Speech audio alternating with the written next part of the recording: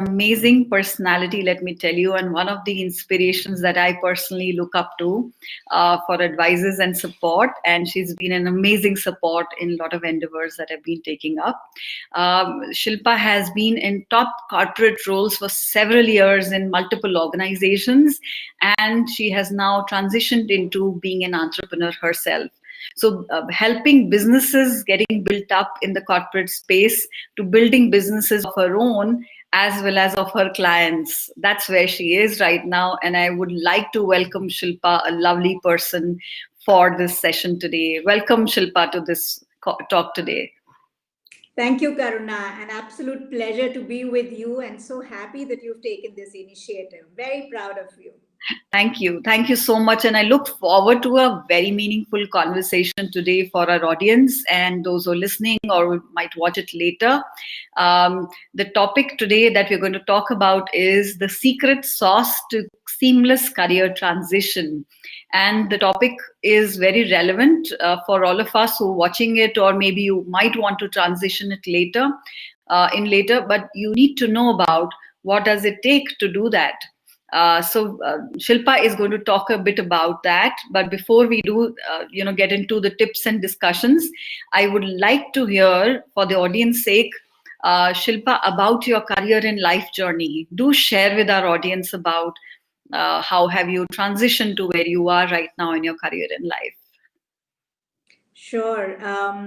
So I was born and brought up in Delhi. And then I like to say I got the privilege to spend maybe half or more of my life up there in the air, traveling from one place to another, building a career and a life, both of which I'm very proud of. So it's been more than 25 years, in the corporate world, Karuna. And like you said, multiple organizations, multiple roles, multiple cultures, leadership styles, teams, an amazing journey. But let me back up a bit and, start with the fact that I studied, economics, and then went on to do my international marketing and business from Delhi School of Economics.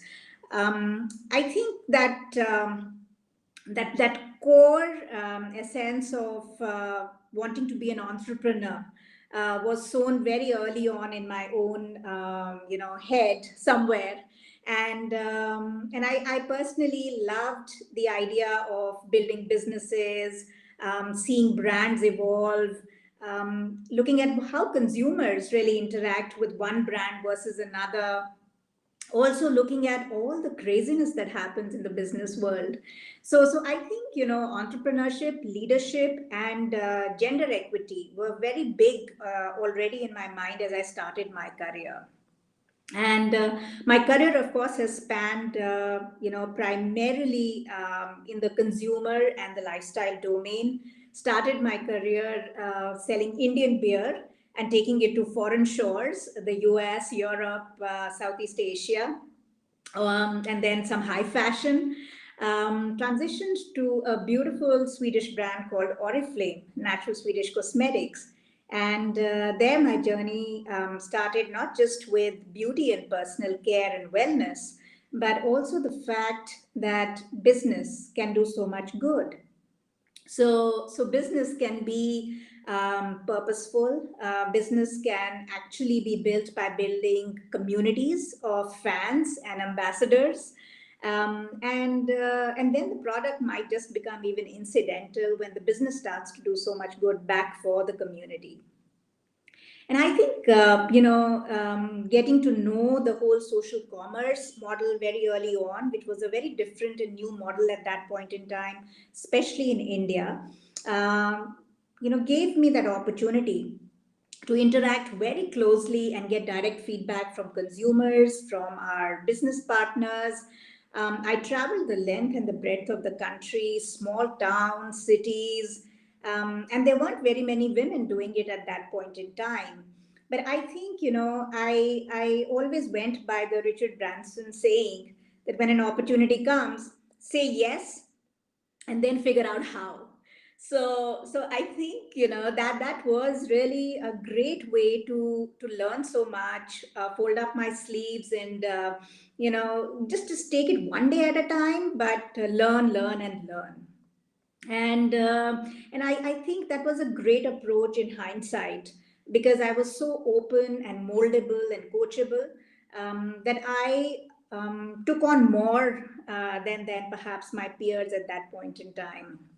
And uh, and that really helped me to then grow in that particular organization, where I stayed for 16 long years.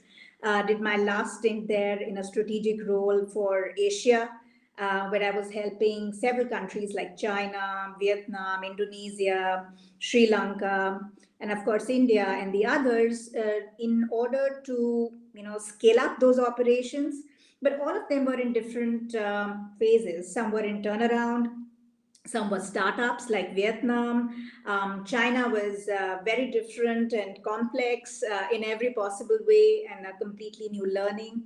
So I think the whole idea was to go deep and really enhance my own ability to deal with unusual situations, change, things which really others might avoid. I try to take those pretty much head on, hopefully with a sane head on the shoulders all the while.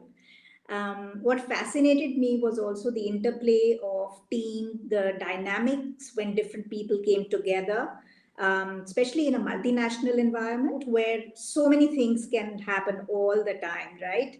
There can be barriers to integration and culture building, but if you do it right, it can be the most awesome experience where people grow together.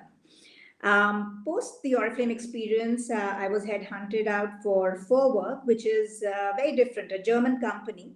And I worked for their American division with the Brazilian CEO at that time. So that was a great lesson in cross-cultural exchange, and how to galvanize a 130-year-old family group, profitable, run extremely well, different divisions. How does it all come together? And I think that's where my big interest in strategy came about. They were always at the forefront of innovation and quality and attention to detail. That's how Germans are, right? At the same time, experimenting with new things, and that told me how important it is to be agile in business. You can't just sit on your laurels, even if you are extremely profitable. Always reach for the top. Push the envelope as a leader, and I think that really made me think a lot about challenges businesses face, and how do entrepreneurs show up when a challenge comes up. And it was a great stint, lots of learning.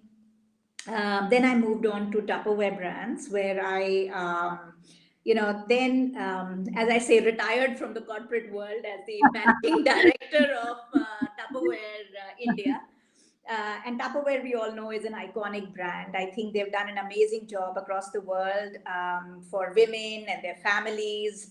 A business model that stayed relevant for 70 plus years, products that were actually handed down generations. So that there I learned so much about the leader's role, and how that sort of starts to shape up an entire organization, the founder's legacy and how that impacts businesses, and then the need for contemporarization of the models, because things work till they work, right? And in the midst of disruption, I think it was a great opportunity for a lot of business transformation. um, and I totally enjoyed that experience as well, which I think is important, because the job of the being the leader in that position is to keep the core DNA, the purpose of the brand intact, and yet to modernize it so that the new consumers can relate to it. Somewhere, in my last sort of year at Tupperware, already I think that whole thing about being an entrepreneur had started to come up very, very strongly. And as I felt that I was ready to transition to, the business to another leader there, and manage that transition, I said that my next move has to be from success to significance. As you can see, I'm proud of what I did in terms of making my corporate career, but I felt that there's something beyond that. All the knowledge, experience, and wisdom, what if it can be shared purposefully with building brands of tomorrow, building great organizations and leaders of tomorrow? And that's where Uno Mantra was born.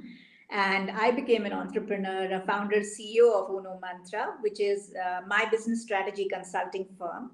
I work primarily with consumer and lifestyle businesses, beauty, wellness, health, personal care, food and beverages, anything which touches the lives of the urban consumer is something that I consult on and strategize with my clients on. So that's been the journey so far, and enjoying every bit. Of course, I wouldn't say all of it was easy and without the speed bumps and the slaps along the way, but I think everything was something which led me to my higher self as a leader and eventually as an entrepreneur, which I think is fantastic. Amazing. I think this was such beautifully expressed. And I would say that as you keep progressing with each organization, what I could hear was that each stint brought in unique learning experiences, whether as a leader or as, from a business aspect, what were certain challenges to be met. Just today, I was reading some quote which kind of I related to, which talked about that a leader is not someone who becomes in charge of something, but is someone who charges what is in there for people and for the group that they are interacting with. And that makes a lot of sense to express here, because uh, whether the business was changing or whether you needed to bring it to a certain heights of business growth levels, a leader has a very strong role and responsibility to exhibit. So it is, I do believe that it's not just about business, but also about actually taking people along. And considering that you worked for various multinational brands with different cultures, I'm sure there was a very huge amount of difference of how you managed people in various organizations from various cultures that you had to experience. So share a bit about that as well, that when you moved into multiple organizations and you were managing people, some milestones around that how did you go about making sure that there were influences created for people to listen to what you wanted to do, or bring them all together to a certain viewpoint so that there's a common goal to be achieved. Sure. So I think the common thread in all the organizations that I chose to work for was the fact that they all knew their purpose. Yeah. So I think to me that's extremely important. And even today, when I am a practicing consultant, I call my strategy as per positioning, which means I position your brand, the leader and the team and the organization first, inside out, based on the purpose, right? Because without purpose, you cannot bring people together. You cannot give them one focus. Right, and then purpose leads to your vision, and then the mission, and then strategy and goals and objectives follow as a very normal course. So to me, I think starting with working in a purposeful organization was half the battle won, because we were always very clear, why are we doing this? And then the other beautiful thing is that the purpose decides what kind of people would fit into that organization. Right, and then people, along with the mandate of the leaders, then creates the culture, which then has to resonate and be aligned with the purpose of the organization, right? And whenever there is a mismatch, and it does not, the purpose does not align to the kind of people you've taken on board, or the culture becomes toxic over a period of time, I think that's where troubles really begin for organizations. But having worked with many different leaders, I think, like I said before, I chose to be a student and a learner, which meant that when I entered rooms, before I started to speak and to talk about making a change, even in the top leadership positions, even as a CXO, I think the first thing that I learned was that, and I'm quoting Stephen Covey here, that seek first to understand and then to be understood.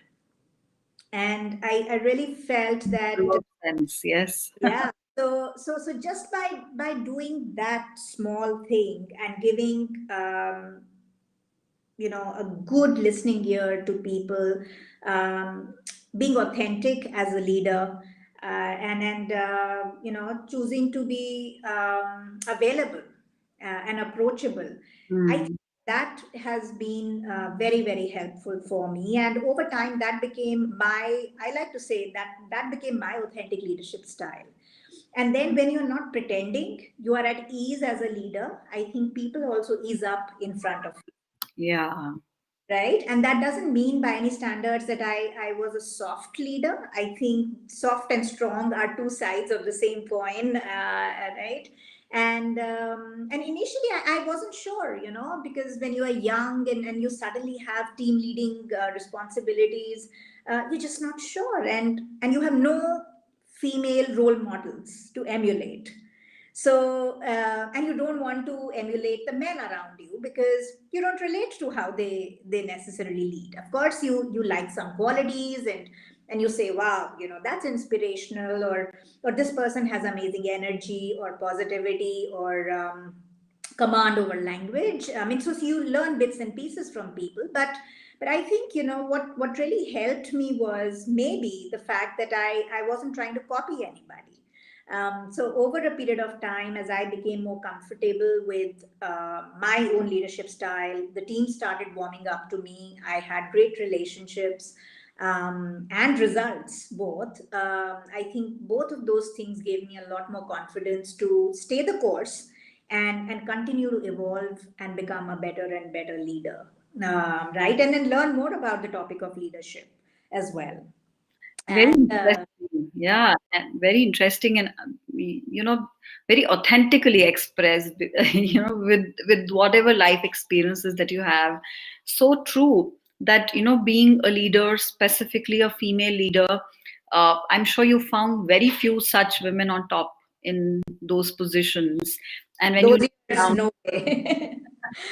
and when you look around, you don't want to emulate those role models that are there in front of you because you don't relate to them. You want some other role model. And I'm sure that would have been a very difficult state to be in as well also, that when you don't find a real time female model a real role model to connect with also. So what kept you going in those times specifically? I would like you to share this for women leaders who might be listening to this. What kept you going?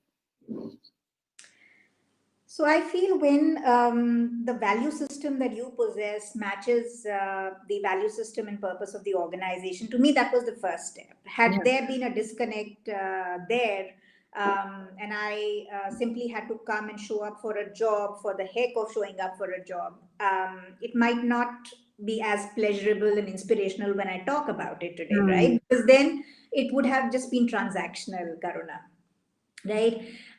But two things happened. So one was that my value system aligned with the organizations, and I chose to see the good in what they were doing, and find opportunities of what could become better.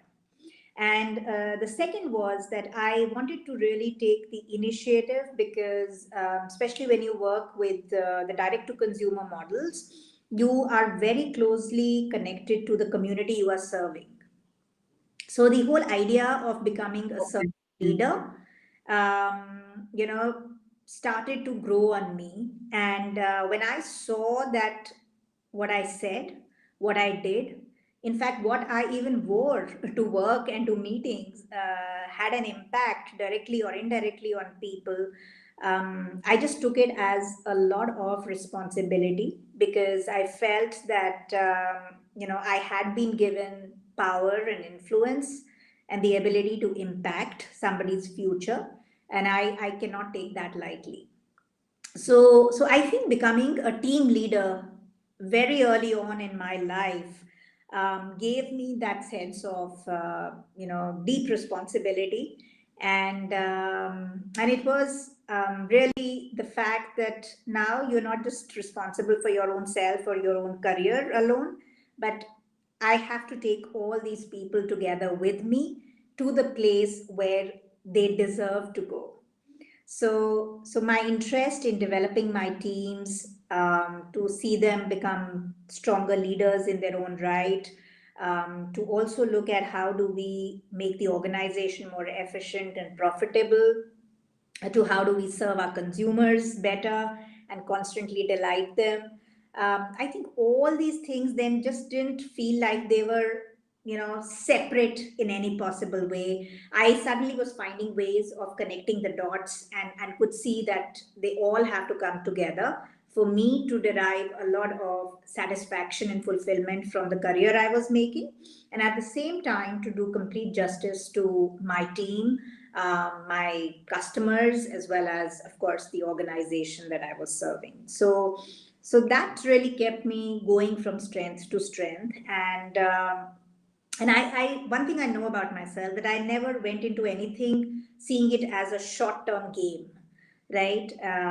So when you little bit forget about yourself and look at the larger purpose and who you have as your responsibility, I think the whole dynamics of that changes for you. And that's what really actually helped me make a good career go ahead in spite of the obstacles and the speed bumps. Amazing. I think guys who are listening to this know this, that if you don't have a role model, become a role model to other people, and you will find such inspiration that you can create to so many people. And now that you don't have a role model, I know this, that you can look up to Shilpa for lots of support. She has actually been experiencing so many, she's been through so much of experience as a senior leader, that I'm sure her experiences are going to help you in any possible way when you are transitioning from your career from a corporate to an entrepreneur, or moving even to different levels in your careers or life, wherever you are. It's an amazing conversation that we're having here today. And do write in comments here and questions here for us to be able to help you answer them. So Binu says, great to see this. Shravani says, excellent. But guys, do add in your questions, and I'm sure we will be happy to help you out with those questions. And taking the conversation forward, Shilpa, tell us more about that when you transitioned from being a corporate leader to, and we heard your story in terms of the purpose of why you shifted from being a corporate leader to now running your own organization, and helping many more organizations to build up on the purpose that they have. What were some challenges that you faced? What were some things that you had to shift from, from perspective point of view, from job to a entrepreneurial journey? It's a very different journey to take up. Sure. So yes, I think one of the first things that really hits you is the fact that you honestly become your own boss. So it is rightly said that you take your good and bad habits and put it in the organization. So a leader's good and bad habits actually become the organization's good and bad habits. So that was the first realization that I had, that I needed to become much more self-aware as to what kind of organization do I want to build. What is it all about? What do I, foresee as my own purpose, and then how do I define that and articulate it so that I operate with my targeted ideal clients and I'm not lost, all over the place. So I think, it's easier said than done, even for somebody with 25 years of corporate experience. When you actually have to go ahead and do it all by yourself, that's the first thing No, that and I'm just rejecting you here. Yes. I tried doing that one in 2016, and I kind of feel that I had a lot of my learnings, and I got back to a job because I couldn't put my hat off as an HR head and think like an entrepreneur. And then when I started in 18, 19 is when I realized that I had lots of learnings. 2 years, 3 years, I actually reflected on what happened. And when I started building up on my business now, this time, I think it's a very different ball game altogether. It's a very different, sorry. So I thought I would just wanted to jump in to talk about that. Yeah. Yeah. So I think entrepreneurship is a very personal thing. It's to me mindset and a lifestyle first. But I had to prepare myself honestly to live that lifestyle. And the higher up you are in an organization, I think the tighter are your golden handcuffs because you're spoiled by title, the perks, the business class travel, the number of people you have available to do even small things and then you don't have to really bother about the nitty gritty and the tactics on an everyday basis. You can have the luxury of focusing on the big picture, the 30,000 and perhaps even the 3,000 feet view, but you don't necessarily have to bother about the 30 feet view. But when you are an entrepreneur and you choose to be one and start off as a solopreneur at that, I think everything from what do you name your company to how do you get that trademark registration, how do you design a website, who do you go to as the person who should do that for you, what kind of equipment should you be buying to support you in what you want to do, what's the business model that you are comfortable with, and you can hit the ground running with that. I think all of these became challenges, and some were smaller, some were bigger. But thankfully, experience also teaches you that you can't do everything on your own, and that's where things like finance and accounts need to be outsourced. If you don't necessarily want to have an in-house team to begin with, there are smart ways you can do it. So a lot of those things can be outsourced to people who are experts, and you should be very free to just focus on the revenue building side of the business, the strategy, and then of course execution of that strategy, because as an entrepreneur you don't have the luxury to pick and choose. You've got to do everything when it comes to building the model and executing, Indeed. right? But it took a while for sure. I mean, and I think I was very intentional about each and everything. There was absolutely no rush, and then yet I would say that sometimes things take more time than you anticipate, and then you have to be patient. You can't lose it, and you can't order anybody around except yourself. But the good thing is that the successes are yours and the mistakes are yours. So the consequences either ways are yours to deal with, and you have to make peace that it will have both sides coming at you. Mm. True, and very, very insightful, I must say, and very authentically expressed, Shilpa. So, anybody who is planning to transition, sometimes there are people who come to me and talk about that, what, I've just jumped into it for the sake of it because I want to become an entrepreneur, and sometimes they get disillusioned over over a period of time. What would be your advice be to people who are thinking of entrepreneurship and kind of sitting on the fence right now to take a call? What to do? I think, in today's world, thankfully, it's become cool to be an entrepreneur. So when you mention the E word, there chances are that there will be more acceptance, from people around you, and they wouldn't get ready to shoot the idea and kill you right away. They might do it a little bit later when you tell them what that idea is and how much money it will cost, or they might have to help you get started with. But it's a good time to be an entrepreneur, firstly. So if people are thinking of that, I think it's a great first step. Everything is born twice, first in the mind and then in reality. The next steps are something that I would really want people to dwell a lot more longer on. That why do they want to be an entrepreneur? Do they want to be an entrepreneur because their best friend became an entrepreneur and she did really well and got success very quickly? They want to become an entrepreneur because their boss is just terrible, and they just can't imagine working under that person, and getting another job in this scenario is not that easy. So am I jumping ship because of that reason? Or am I becoming an entrepreneur because there is this idea I've had, and I really feel it's a great problem. Nobody's been able to solve it, and I can bring my unique touch to it in a way that will make me very proud and satisfied and happy with making that happen. So really, what's your why? And if people spend a little bit more time on understanding their why, I think a lot will get sorted out there itself.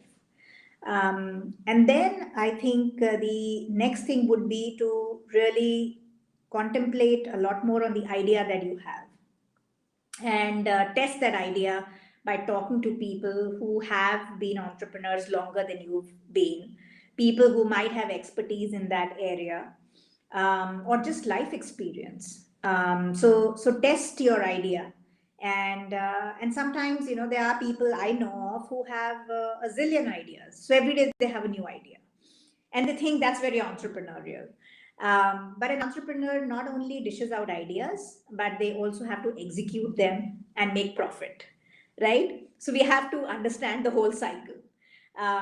So if you have multiple ideas, then try and shortlist three best ideas, do some market research around them, test out who's your competitor going to be, who's failing, who's succeeding, why. And then again, how big is this problem in terms of revenue maximization opportunities for you? The bigger and the more complex the problem, sometimes of course it's complex and time consuming for you, but it also means that lesser people will attempt it, and if you do a good job, then you have a chance of building a real business and earning real money, not just valuation. So I would say that shortlist your idea, test it thoroughly, and then look at, okay, how am I going to resource myself? Because that's going to be the next important question. Whether you are in a service, business or practice, or actually producing brands and products, I think both require different kinds of preparation, but definitely both require, in today's day and age, financial resources and, of course, your time, energy, and effort. So how will you resource yourself? Are you going to go for funding or self-funding? Would you have friends and family who could support you in the beginning? How will that pan out? And then, of course, you need to also look at your business model. And can you go solo to begin with, or outsource some of the things, like I said before? Or would that require you to have a team of people? And if it's a kind of a startup, then should you go solo as a founder, or should you have a co-founder who complements your strengths and weaknesses? So these are then important decisions that come down eventually to the business model, the go-to-market strategy, the team, right? So if you've survived all this thinking and tinkering in your mind and surveys, and still have that zeal to leave your job and go for it, I would say even then wait 6 months, save up some money, start to cut down on your lifestyle, and put aside money which you will need when you will get into business, right? Because that's one of the first things that will happen to you. So it's going to be very, very critical that you prepare yourself in this way, and more importantly, prepare yourself for a time when there will be no assured salary check coming at the end of the month. Whether you do a good job or a bad job, there is no assurance of what you will make and how quickly will you make it. Yeah, and it can actually get very, very scary. Initially it might look very glamorous to a lot of people, but when the salary checks are not coming into your bank accounts after a few months, it can get scary, because we are all used to a certain lifestyle, and if you have to start compromising on the lifestyle, it means that you need to be much more austere in your way that you're living, or save up for at least for future, so that your current lifestyle is not getting impacted. And when I talk to a lot of founders, or people who are contemplating, I think this is also a very big scare that a lot of them have, in terms of getting dried up on their finances, because then they would not find ways to be able to continue to work in the business, because new businesses will take time to kind of build up. So it's practical to actually start building it up. And Shilpa, as you mentioned, this all can be done while you're in your job, and at least get to planning all of this till Yes. the state of even market research can be done while somebody is in a job as well. Absolutely. And in fact, I call that the stress test. Uh, Hmm. if you start to take out time after hours, over weekends, you will know if you're genuinely passionate about that idea, or if you can somehow, never find the time. You intend to do that market research, you intend to pick up the phone, you intend to send a message on LinkedIn to that expert, but you never can do that while being in a job. Well, I think you're not then eating, living, breathing your idea. And if it's not Hmm. reached that stage, then that's actually a stress test to know that you're not yet ready to make the entrepreneurial jump. I love this concept of stress test. Guys who are listening to this, know this, that this is going to help you take a call on that. Are you ready to jump into the bandwagon of being an entrepreneur, or are you happy being in a job at this moment? So this is really a amazing point that Shilpa you brought in about the stress test, which people can actually reflect on and come up with their own answers of, are they ready for what they want to do. So amazing stuff. Another question that I have for you is that a lot of us might have jumped into being an entrepreneur, and we're wanting to, continue to take it ahead because you're passionate and you're putting in energy and time and money, all of that into it. But sometimes I hear a lot of people also talk about that. I'm still not being able to do what I'm wanting to do. I'm still far away from what I want to do. And sometimes when I look at their, daily habits, I feel that they possibly need to change themselves a bit, because they think that entrepreneurship is something about they sleeping till 11 o'clock or 12 o'clock in the afternoon and then getting up and doing something. And or maybe having a lifestyle and having fun along with that, doing a little bit of work. But I personally believe that entrepreneurship is a lot about putting in a lot of time and effort, and actually, as you mentioned rightly, using the word lifestyle, that you have to live like an entrepreneur. So what are some habits that you want to talk about to people, that could help them become, shift that perspective. In a job, we always get a Saturday or a Sunday as a break. But I know this personally as well, that I tell myself a lot of times that I have to work 7 days a week.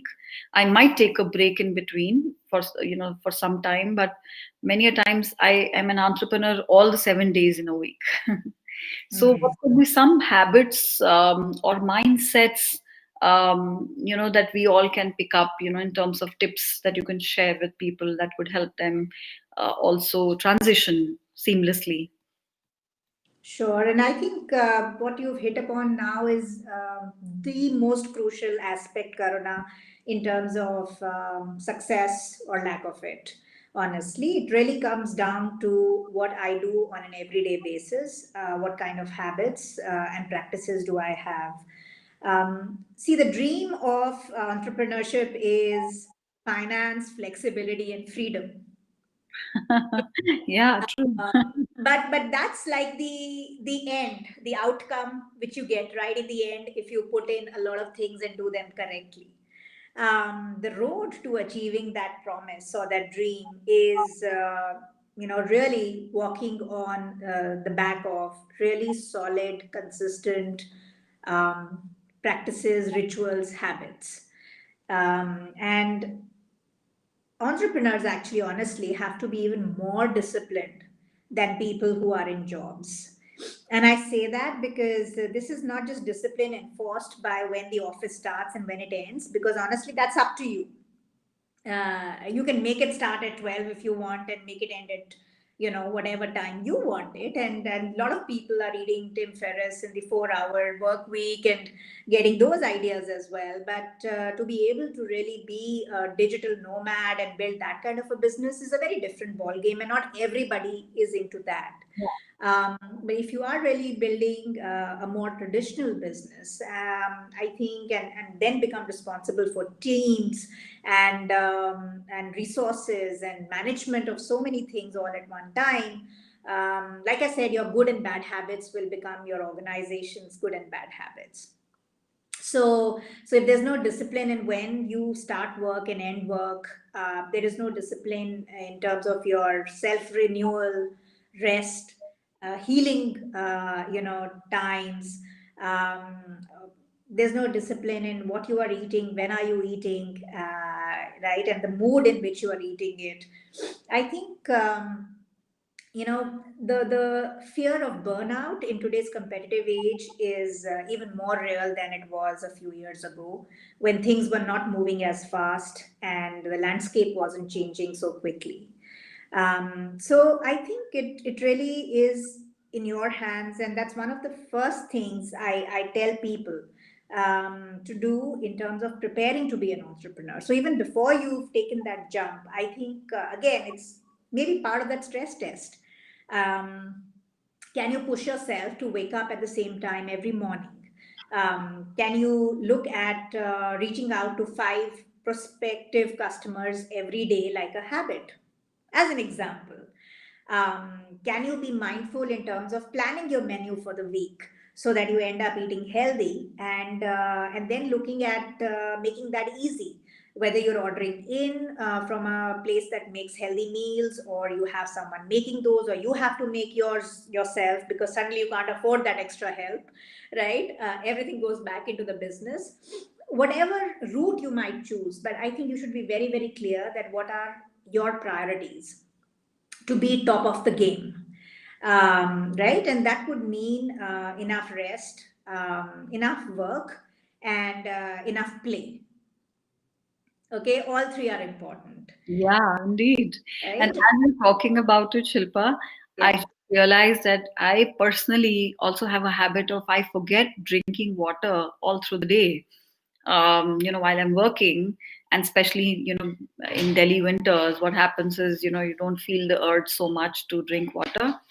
But I've realized that you end up having headaches at times, even though because you're working on computers. So for me, this was a huge learning, as you just mentioned, and it brought me to thinking about my own personal habits. That yes, I personally also feel that these small things I miss on, with that being an entrepreneur, you're so engrossed into doing some things at times that you miss taking care of your health at times. True. But again, then if you become too ambitious and you set yourself to very difficult to follow habits and you don't have a support structure, then also you'll do it for 1 day, 2 days, 3 days. But you're really hoping for your willpower to be infinite, which is, normally not. Hmm. So that's where I recommend that make it easy for yourself, Hmm. and look at systems. Is there a reminder on the phone that you can put up? If you don't have to be on video, can you walk while taking that call, in case you want to do your 10,000 steps a day, right?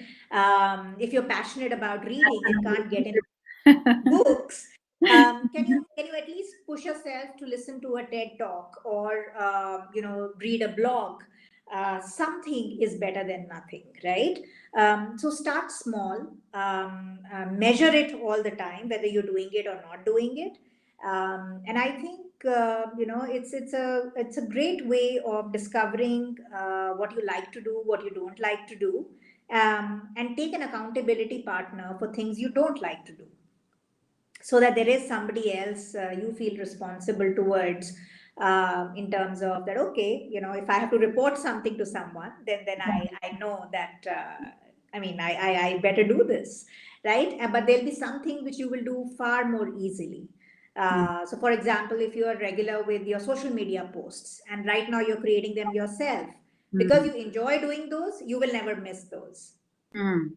But you might do it at the cost of exercise, right? Which is not a great idea for the medium to long term. So schedule.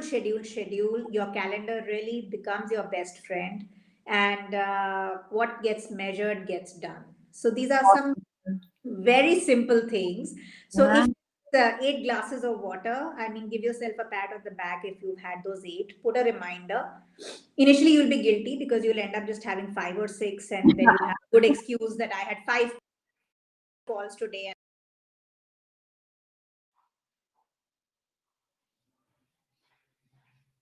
Uh,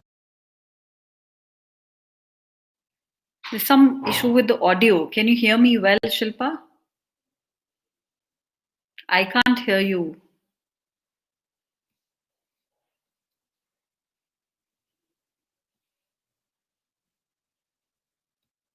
Uh, Talk again once. I've just kind of muted you and unmuted you. Yeah, is It's it? working now. It's Yeah. working now. Okay, Okay. great. Yeah, sorry about that. So there was some issue, I think, with the audio. Suddenly, for a few No, that was seconds. totally you because I was just telling you that from now on you have to keep a Oh, jug yeah. of water nearby, so there'll be no excuse not to be drinking water. Yeah, yeah. And the system chose not not to listen. Okay, yeah, I have, I made a note of this that I need to put my alarms and reminders and also put an accountability partner in place to make sure that, at least I follow some habits which are good habits for an entrepreneur to live to. So, Totally. a question that comes to my mind as we are discussing, Shilpa, is that a lot of us are venturing in this process of becoming entrepreneurs or have jumped into that,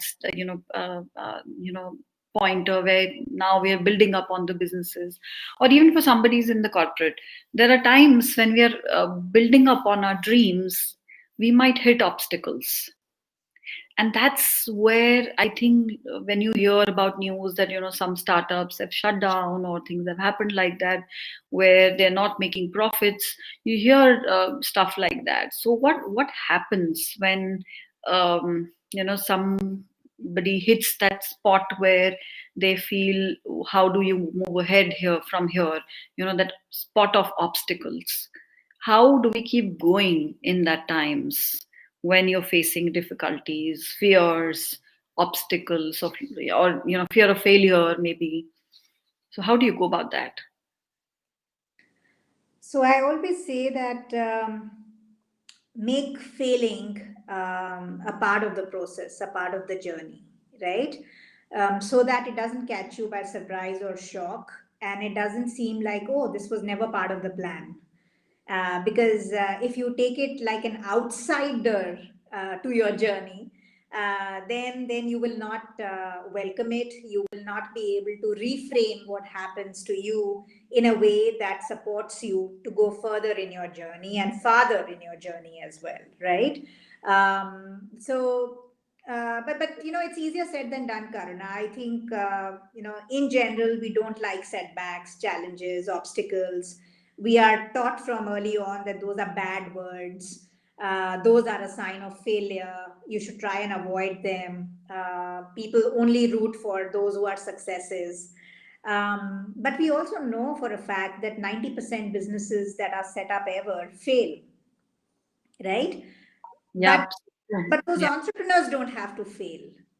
And this realization, the day I got that, I think that was very interesting. So one of the first things that you need to do is that your business failure is not your personal failure, which means that have the ability to step out of what really happened and observe what happened in as objective a way as possible, right? And then try and identify the causes of what happened, and rather than saying that I'm not good enough.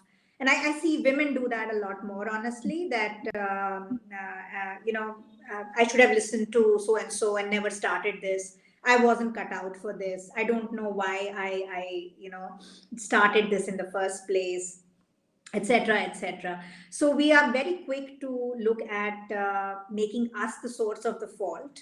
While there is absolutely no harm in taking accountability, and good leaders do take accountability, they take ownership of both failure and success. But what's important is that, once you accept that it hasn't gone the way you planned, reframe, and do try and come to the point that the rejection is a redirection. So I am I being love that.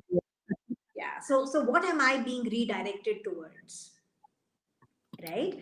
And in some situations, it could be that I'm being redirected to close this operation right now and move to something else, which perhaps is more in my zone of competence, which perhaps is even more aligned to my purpose, or helps me to solve a bigger problem.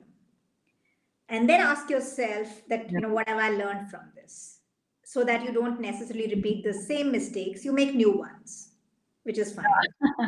I love this, what you're just mentioning, Shilpa, because, being a woman entrepreneur myself, there are times and situations where I keep going back and saying, okay, I don't want to be a failure again, or this is my second stint at business. I have even more larger stakes at, way, and I make it more like a personal journey, personal, question to my own self, my capabilities, that will I be able to do it, and it just gets in the space where you start feeling so low on confidence yourself.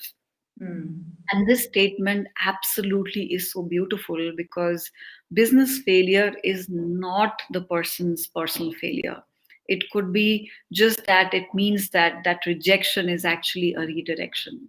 So, absolutely beautifully put, Shilpa. I would say, those who are listening to this, guys, know this, that entrepreneurial journey is actually a lifestyle that you're picking up. And if your business is going in a certain direction which you are feeling that it's not moving in the space where you would like it to be, it doesn't mean that you are not competent. Actually, when you're taking that kind of risk and becoming an entrepreneur, that's the actually a quality of a risk taker and somebody who is high on courage.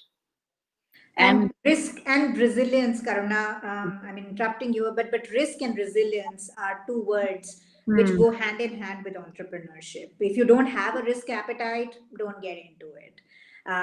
If you don't have the ability to bounce back after setbacks, it'll be difficult. I'm not saying it will be impossible, but you will just be too tough on yourself, and make it difficult for yourself as well as those who love you and are around you and can't see you, in anguish repeatedly.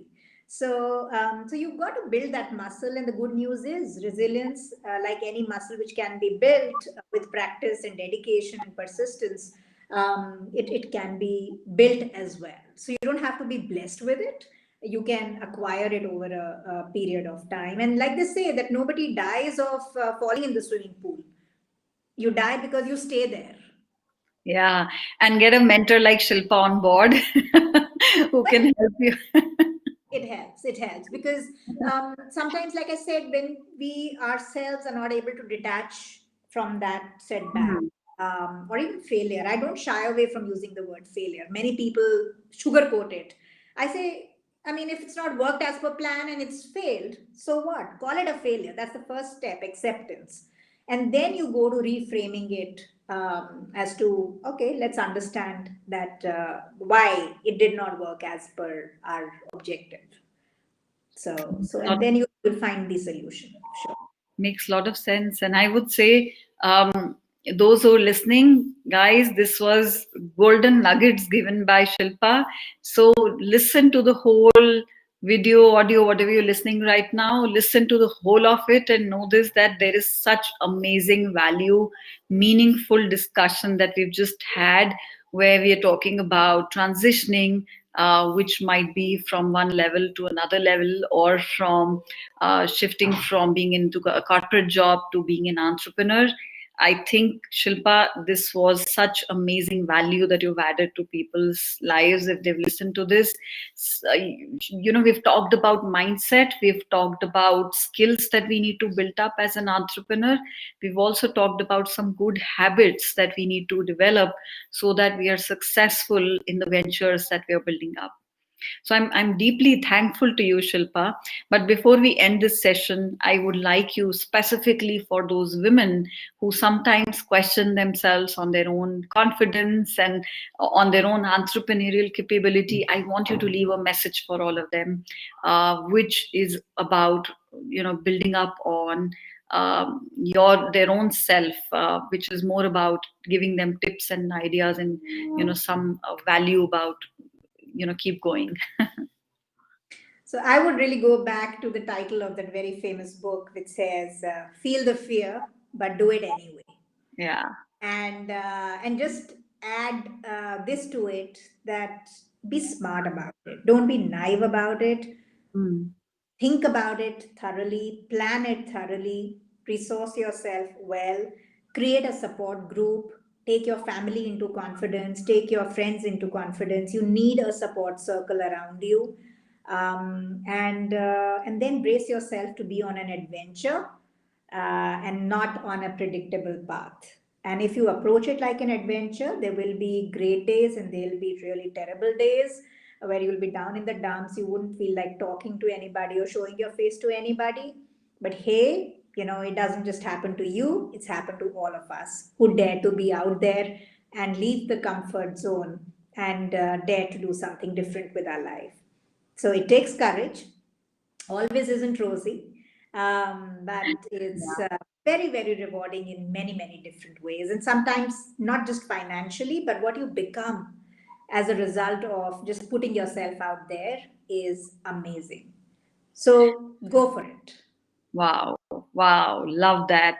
So, Shilpa, we have a very long comment from Jitendra before we move ahead. I'll just read that out so that if there is a question, we can take it up. But I think it's more about some statements he's mentioned. So, it says, I personally believe entrepreneur and promoter are different. Finance and freedom may be the perspective for a promoter, but not for entrepreneur. As an entrepreneur, you need to have a purpose of the business, the why you do whatever you do. The why creates passion. Okay, so you need to ask why do you do whatever you do. Okay. um they are not okay. Entrepreneur logically has to solve problems. Yeah, you're right. Risk and resilience come on the way of business, but entrepreneur doesn't get failed, he struggles. Okay, so I think he's just resonating with the statements that we have. And Afraj says business failure is not personal failure. I think he loved what you talked about that as well. And Anita says that Shilpa has been her role model as well. So thank you, Anita, for that comment. And a lot of others are mentioning that they really loved the talk of what we've brought up with. So I also want to bring in a thought, a program here that I'm just launching, Shilpa, that I told you about. It's called as Eva Club. It's a business program for women who are global and ambitious and would like to consider building up on their businesses, whether as a side hustle or are full time wanting to get into it. So we are coming up with a coaching program in January. It's a 4-week program, and I would introduce that to all of you, that those who might be interested to explore transitioning in your career or are already entrepreneurs and would like more business knowledge around it. We have an amazing program that is coming up, and do explore that. I'm going to be posting that on my LinkedIn, and Shilpa has supported me a lot to actually pull this together as well, and we've ideated about that as well. So thank you, Shilpa, for helping me out on that as well, and for this amazing session too. And I'm sure people have benefited a lot because I see so many comments coming in. So I'll also share Shilpa's email IDs and social media contacts on this so that you can connect with her if you have more questions or you need support from her as well. So thank you, Shilpa, for being on the session, and I absolutely loved it. I loved having this conversation with you, Karuna, and I do want to dare a lot more people to think differently about their lives or their future. Plan it well and go for it. And I think you're doing great service by bringing up this whole conversation, also giving it a structure and framework by helping people to prepare. Working with a cohort is actually a great idea. And good luck in January. You start Thank you. 2021. We're doing something very meaningful. So, all the best. Thank you. Thank you so much. And your lovely comments really are really important for me. So thank you. Goodbye, guys, for now. And we will be back again very soon with another conversation. Thank you, Shilpa. Once again, thank you everyone who was here part of the show. Bye bye for now. Bye bye.